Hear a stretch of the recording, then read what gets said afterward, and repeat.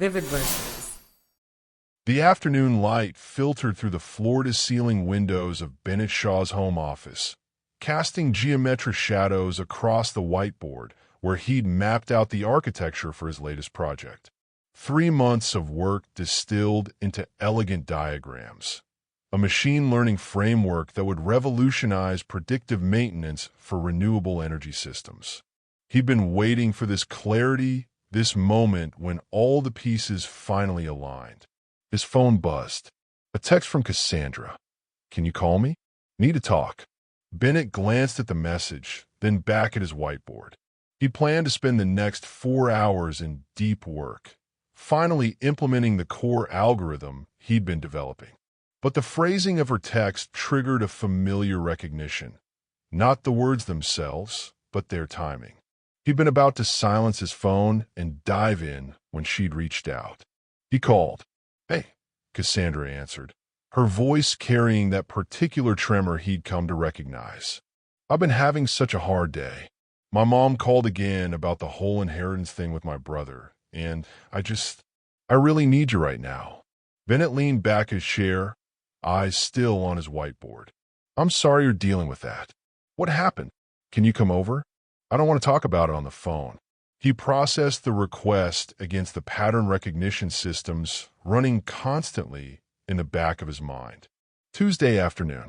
He mentioned this morning that he was finally ready to tackle the core implementation. The urgency in her voice was real. Cassandra's emotional expressions were always genuine. But the timing, the specific ask, the framing. "I can't today," he said evenly. "I've got a critical window for this work. But I'm free tomorrow evening, and we can talk through everything then." A pause. "Then, tomorrow?" "Bennett, I'm struggling now. I can't believe you're choosing code over me when I actually need you." There it was. The reframe. Not, "I understand you have commitments, but I'm really struggling," which would be vulnerable honesty, but "you're choosing X over me," which repositioned his reasonable boundary as a character deficiency. He'd noticed this pattern before, logged it mentally, but hadn't quite assembled the full picture. Now, standing in his office with the afternoon sun warming his back and his breakthrough waiting on the whiteboard, the data points clicked into formation. "I care about you," Bennett said, "and I want to support you. But I also have commitments that matter. Those two things don't have to be in opposition. They do when your girlfriend is having a crisis and you won't even." She stopped, her voice breaking. "You know what? Never mind. I shouldn't have to beg you to be there for me." Bennett recognized the conversational trap being laid. If he changed his plans now, he'd be teaching her that this approach worked. If he held firm, he'd be cast as the villain of a narrative where he was cold and unfeeling. The elegant solution was to decline the premise entirely. "Let's talk tomorrow when we can both think clearly," he said. "I'll call you in the morning to set up a time." After they hung up, Bennett stood at his whiteboard for a long moment, not writing anything, just thinking. He pulled up the Notes app on his phone and scrolled back through 3 months of journal entries, something he maintained for years as a way to track patterns in his own thinking and behavior. September 14th. Cassandra upset. "I went to the robotics meetup instead of surprising her with dinner. She said she'd been counting on me being free, though we hadn't made plans." September 28th. Asked me to skip the conference prep meeting to help her move some furniture. When I explained the meeting couldn't be rescheduled, she said it revealed priorities. October 12th. Wanted me to cancel lunch with my sister to comfort her about a work situation. Said my family gets plenty of time with me. October 31st. Upset I wouldn't leave the Halloween party early that we'd attended together because she suddenly felt anxious. Said I was choosing a party over her mental health. The entries continued, each one documenting a variation on the same theme. In isolation, any single incident seemed like normal relationship tension. But aggregated, they formed something else, a systematic pattern of emotional leverage deployed specifically when he was about to engage in something important to him. Bennett had noticed each incident at the time, but he'd been applying standard relationship problem-solving logic. Assume good faith, communicate boundaries, find compromise. What he hadn't done was zoom out to see the meta pattern. He thought about his conversation with Cassandra just now, replaying it with clinical precision. The tremor in her voice had been real. She was upset. But the content of her distress, the specific framing she'd chosen, the immediate escalation to accusation, those were strategic choices, whether conscious or not. Bennett understood human behavior well enough to know that people often deployed these tactics unconsciously, learned responses from previous relationships or family systems. Intentionality didn't particularly matter. What mattered was pattern and probability. Would this behavior change? He ran the decision tree in his mind. Path A. Have a conversation about the pattern. Possible outcomes. And 1. She acknowledges it and commits to change. Probability low, given that the pattern had persisted despite him setting boundaries repeatedly. A2. She reframes his observation as an attack or a misinterpretation. Probability high, consistent with established pattern. A3. She temporarily modifies behavior but reverts under stress. Probability moderate to high. Path B. Accept the pattern as a fundamental feature of the relationship. This would require him to either be 1. Submit to the pattern, allowing his boundaries to be systematically eroded, unacceptable, or B2, maintain constant vigilance and boundary enforcement, creating perpetual conflict, unsustainable and undesirable. Path C. End a relationship cleanly. Probability of lasting change, irrelevant. Cost-benefit calculation, immediate short-term discomfort, long-term elimination of pattern-related stress and boundary violations. The mathematics weren't particularly complex once he'd laid them out. Bennett sat down at his desk and opened a blank document. He spent the next hour writing out everything he'd observed, not as preparation for a confrontation, but as a way to ensure his own clarity. When emotions were involved, even he needed to see the logic written plainly. By the time he finished, the afternoon light had shifted to early evening gold. He looked at his whiteboard, at the breakthrough that had been waiting for him, and made a decision about how to spend the rest of his day. He spent it coding. The next morning, Bennett called Cassandra as promised. I can come by around 6 tonight, if that works. Actually, I'm feeling a lot better. Her voice was bright, almost aggressively casual. I think I just needed to vent yesterday. We don't need to make it a whole thing. Interesting. She was attempting to normalize the interaction, to fold it back into the background noise of general relationship friction. That was predictable, but it also wouldn't change what he needed to say. I'd still like to talk, Bennett said. It's important. A pause. Okay, 6 is fine. He arrived at her apartment exactly on time, carrying nothing but his keys and phone. Cassandra had tidied since he'd last been there. Fresh flowers on the coffee table, the space arranged as if for a pleasant evening together. She'd made herself tea and offered him some. I'm good, he said, remaining standing near the door. She registered his positioning, the absence of his usual settling-in routine. Her expression shifted toward wariness. What's wrong? Bennett had considered various approaches to this conversation. He could have built up to it, cushioned it, led her through his reasoning step by step. But he'd learned over the years that when he'd reached a firm decision, clarity and directness served everyone better than prolonged explanation. I've been thinking about patterns in our relationship, he said evenly. Over the past few months, there's been a recurring situation where my boundaries get reframed as personal failures on my part. Cassandra set down her tea. What are you talking about? Yesterday is a good example, but it's not the only one. When I have commitments or plans that don't include you, there's often a crisis that requires my immediate presence. When I maintain my boundaries, the issue becomes framed as me not caring or not prioritizing you properly. So you're saying what? Fake being upset. Her voice rose slightly. I was upset about my mom yesterday. That was real. I'm sure it was, Bennett said. I'm not questioning whether your emotions are genuine. I'm pointing out the pattern of when they seem to require my immediate response and how my reasonable boundaries get repositioned as evidence of insufficient care. She stood up, arms crossing. You're being incredibly cold right now. I had one bad day and asked my boyfriend for support, and now you're acting like I'm some kind of manipulator? This was the redirect, the reframing of his observation as an attack, the introduction of defensive emotion to derail analytical clarity. Bennett had expected it.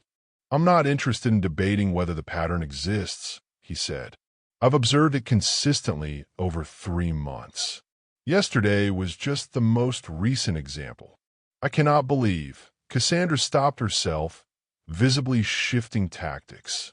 When she spoke again, her voice had changed, become softer, more vulnerable. Bennett, I'm sorry if I've been too needy lately. I know I've been stressed with everything going on, but relationships are about supporting each other through hard times. I would do the same for you. The counter-offer, acknowledgement without acknowledgement, paired with an appeal to reciprocity and an implied promise of change. Also predictable. The pattern I'm describing isn't about you having needs, Bennett said. It's about those needs consistently appearing specifically when I'm about to do something important to me, and my boundaries around those commitments being characterized as personal failings. So what are you saying exactly? Her eyes were bright with building tears. That we should break up because I asked you to come over yesterday?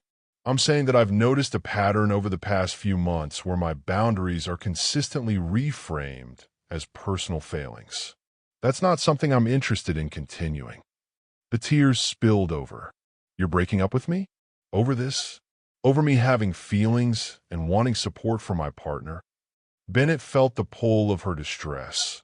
He wasn't immune to emotion, and watching someone cry engaged natural empathy responses. But empathy and decision-making were separate systems. He could acknowledge her pain without accepting her framing of the situation. Over a pattern of behavior that I don't think will change, and that isn't compatible with how I need to operate in a relationship, he clarified. That's so cold. You're just standing there analyzing me like I'm one of your projects instead of someone you supposedly care about. She wiped at her eyes. Can't we at least talk about this? Try to work on it. He recognized the appeal to process, the suggestion that walking away was itself a form of insufficient care, that real care would manifest as endless attempts to fix what was broken. I have thought about it, Bennett said. I've thought about it carefully, and I've reached my decision. Just like that. Her voice cracked. Months together, and you're just done? Because of some pattern you've decided exists. I've noticed it consistently across multiple interactions, he said. I don't need you to agree with my assessment, but I've made my decision. This relationship is over. Cassandra stared at him, tears still flowing, her expression cycling through disbelief, anger, and something that might have been genuine confusion. I thought you loved me. I care about you, Bennett said, and I wish you well. But that doesn't change what I need to do here. Couldn't we at least try? I can work on being less reactive. We could do couples counseling or something. He shook his head. I don't want to do that. I'm not interested in extended processing or trying to fix this.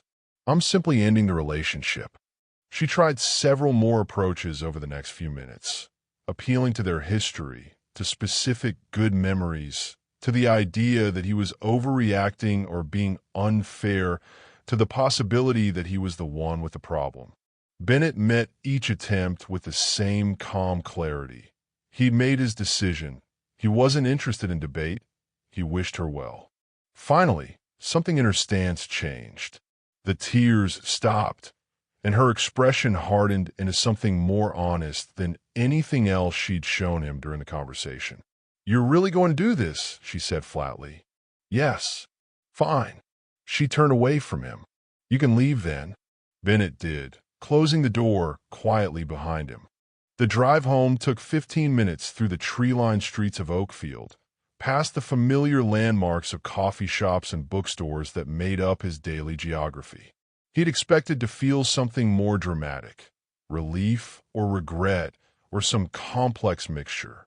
Instead, he mainly felt a quiet sense of resolution, the same satisfaction that came from solving a difficult problem cleanly. His phone buzzed twice before he got home, both texts from Cassandra, the first apologizing and asking if they could talk again, the second accusing him of being emotionally unavailable and saying she deserved better anyway. He didn't respond to either. There was nothing more to say. At home, Bennett made dinner, a simple pasta dish with vegetables he'd prepped over the weekend, and ate it while reading through some technical documentation he'd been meaning to digest. Afterward, he returned to his office and looked at his whiteboard. The breakthrough was still there, waiting. He picked up a marker and began working. 3 weeks later, Bennett stood in the back room of Meridian Cafe, one of his favorite spots in Oakfield, a place where the owner understood that some customers wanted conversation and others wanted to be left alone with their thoughts and laptops. Tonight, though, he wasn't here to work. His friend Rachel was throwing a small birthday gathering, and she'd insisted he come. "You've been hermit mode for weeks," she'd said when she invited him. "I know you're in Project Cave, but you need to see humans occasionally." She wasn't wrong. Since the breakup, Bennett had thrown himself into his work with singular focus. The machine learning framework had come together beautifully, and he was now in the refinement stage, the deeply satisfying work of optimization and polish. The cafe's back room held maybe 20 people, all clustered in small conversation groups with wine glasses and plates of appetizers. Bennett gravitated toward the bookshelf in the corner, examining Rachel's taste in birthday reading. The host's recommendations are surprisingly good. He turned to find a woman about his age, dark hair pulled back in a casual knot, holding a glass of red wine and looking at the same bookshelf. She pulled out a paperback mystery novel. "She lent me this one last month. Kept me up until 3 a.m. "That's either a strong endorsement or a warning," Bennett said. "Both." She smiled. "I'm Iris. I work with Rachel at the design firm." Bennett: "I've known Rachel since college." They fell into easy conversation about books, which led to design, which somehow ended up at the intersection of artificial intelligence and creative work. Iris had thoughts about machine learning's impact on graphic design, and they were more nuanced than most people's. "Everyone's terrified AI will replace them," Iris said, "but I think the real shift is that it changes what we're for. Less pixel pushing, more conceptual architecture. The tools just get more powerful." "Similar to what's happening in engineering," Bennett said. "The question becomes what problems are worth solving, not just how to solve them." At some point, Rachel drifted over and grinned at them. "I see you two have found each other. I was going to introduce you, but clearly that wasn't necessary." Iris raised an eyebrow. "Were you matchmaking?" "No," Rachel said innocently. "Just thought you'd have interesting things to talk about." "Which you clearly do." She drifted away before either of them could respond. "Subtle," Iris said. "She's never been accused of subtlety," Bennett agreed. They talked for another hour, the conversation ranging across topics with the kind of easy flow that suggested compatible thinking styles. Iris was sharp, curious, and had no patience for intellectual dishonesty. She called out her own assumptions and invited challenge to her ideas. Bennett found himself enjoying the conversation more than he'd enjoyed most social interactions in recent memory. As the party wound down, Iris checked her phone. "I should probably head out. Early morning tomorrow." "Same," Bennett said. "This was good, though." "It was." She hesitated briefly, then said, I'm going to be direct because that seems like it might work with you. Would you want to get coffee sometime? Continue the conversation. Bennett appreciated the straightforwardness. Yeah, I would. They exchanged numbers, and Iris left with a small wave. Rachel appeared at his elbow immediately. So, she said, so what? Bennett Shaw, don't play dumb with me. You just spent 2 hours talking to someone and looked like you were actually having fun. It was a good conversation, he admitted. Rachel's expression softened. I'm glad. I know things with Cassandra ended kind of abruptly. It needed to end, Bennett said simply. I know. Rachel paused, choosing her words carefully. I'm glad you didn't let that make you cynical about people in general. That would have been a shame. Bennett considered that. In the weeks since the breakup, he'd done a fair amount of reflection, not about whether he'd made the right decision, but about what the experience had taught him about himself and others. I'm not cynical, he said. I just have a better understanding of patterns I need to watch for. That's different from assuming everyone will exhibit those patterns. That's a very way of processing things, Rachel said fondly. Come on, help me clean up before you leave. Coffee with Iris turned into dinner. Dinner turned into a long walk through Riverside Park, talking as the sun set and the city lights came up. She told him about her trajectory from fine arts to commercial design, about the brother she'd helped raise after their father died, about her parallel obsession with science fiction novels and botanical gardens. Bennett found himself sharing more than usual, not because Iris extracted it from him, but because her questions were genuinely curious rather than strategic. When he mentioned he'd recently ended a relationship, she asked a simple question. Are you actually ready to be dating again? Or are you still processing? I'm ready, he said. The relationship ended when I realized it needed to end. There wasn't much processing required after that. That's refreshingly clear, Iris said. Most people spend months agonizing. I spent months observing patterns. Once I had enough data, the decision was straightforward. Iris laughed. You say that like it's normal. Most people don't think like that. I know, Bennett said. Does it bother you? No, she said thoughtfully. I think it's interesting. Most people I date are either completely emotionally reactive or so shut down they might as well be robots. You seem like you actually have emotions, but also have a functioning analytical system. That's rare. They stopped at a bench overlooking the river. The water reflected the city lights in wavering lines. Can I ask you something? Iris said, Sure. When you realized the relationship needed to end, the one before this, was there a moment where you doubted the decision? Where you thought maybe you were being too analytical or harsh? Bennett considered the question seriously. No, I trusted my assessment of the pattern. The only thing I questioned was whether I'd communicated my boundaries clearly enough early on, and I concluded that I had. After that, there wasn't much to doubt. What was the pattern? She asked it casually, genuinely curious rather than probing for gossip. Boundaries consistently reframed as personal failings, Bennett said. Any commitment I had that didn't involve her would generate a crisis that required immediate attention. When I maintained the boundary, it would be positioned as evidence I didn't care enough. Iris nodded slowly. Emotional manipulation. Essentially, yes. Though I don't think it was necessarily conscious. Doesn't particularly matter, though. Intent isn't the same as impact. And when you pointed out the pattern, standard responses, denial, reframing my observation as an attack, promising to work on it without acknowledging the core issue. He looked at her. Why do you ask? Just trying to understand how you think, Iris said.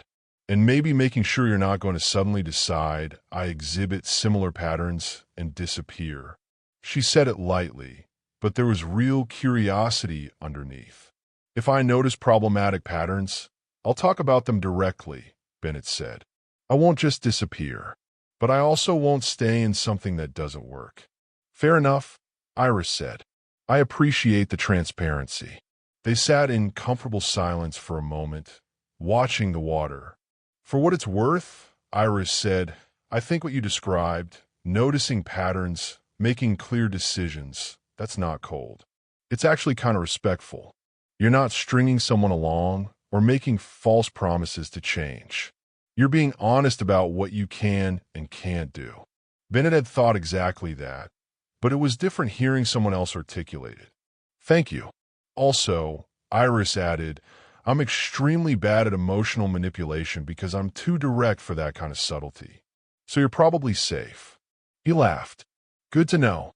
Over the following months, Bennett and Iris fell into an easy rhythm. She had her own projects and passions, a series of nature-inspired design pieces she was developing for an exhibition, a volunteer position teaching design basics to high school students, a standing Sunday brunch with her brother. Bennett had his framework development, his meetup groups, his long runs through Oakfield's parks. They made space for each other without requiring sacrifice. When Bennett needed to focus on a critical implementation phase, Iris said, "Sounds important. Let me know when you come up for air." When Iris was deep in exhibition prep, Bennett dropped off food at her studio and left without expecting her to stop working. It was, Bennett reflected, what he'd hoped a relationship could be: two people with their own integrity, choosing to spend time together because they enjoyed it, not because they needed to fill holes in themselves. One evening, about 4 months after Rachel's party, they were at Bennett's place. Iris was sketching on her tablet while he worked through some performance optimization issues. She looked up suddenly. "Can I ask you something potentially annoying?" "Always," Bennett said. "Do you ever worry that you're too self-sufficient? Like, that you don't need people enough?" It was the kind of question that could have been an accusation disguised as curiosity, but Iris's tone was genuinely wondering. "I don't think self-sufficiency is a problem," Bennett said. "I think the problem is when people confuse need with connection. I don't need you in the sense that my life would fall apart without you. But I want you in my life. I enjoy your presence. I care about your well-being. That seems more meaningful than dependency." Iris nodded slowly. "That makes sense. I think I was raised with this idea that real love means you can't function without the other person, which, when I say it out loud, sounds kind of unhealthy. Probably why so many relationships are unstable," Bennett said. "They're built on need rather than choice." "Do you think what we have is love?" Iris asked. "I know that's kind of a weird question to ask directly." Bennett set down his work and thought about it. "I think I love you, yes.